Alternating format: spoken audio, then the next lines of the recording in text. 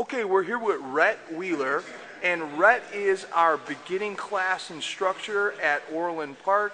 He basically takes on all new students and takes them through the basics and get them prepared for the regular classes.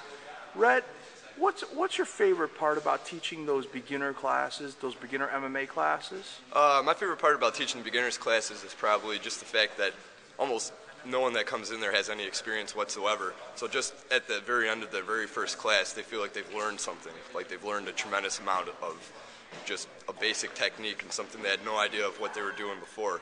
Or maybe they thought they knew what they were doing before, and then after their first class, they're like, wow, I really need to figure out more moves and more techniques and stuff like that, because it's just a big eye-opener after the first class. And especially after the conditioning portion of the class, people will come in there thinking that they're in really great shape, and then it's just not the same shape that like a mixed martial arts fighter needs to be in.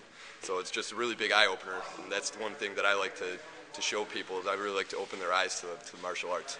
And how do you feel when the people that are in your class graduate and get to go into the regular class? Because they're usually with you for a couple weeks to a month, right? Right. They're in there for about 6 to 8 classes with me, so about 4 weeks.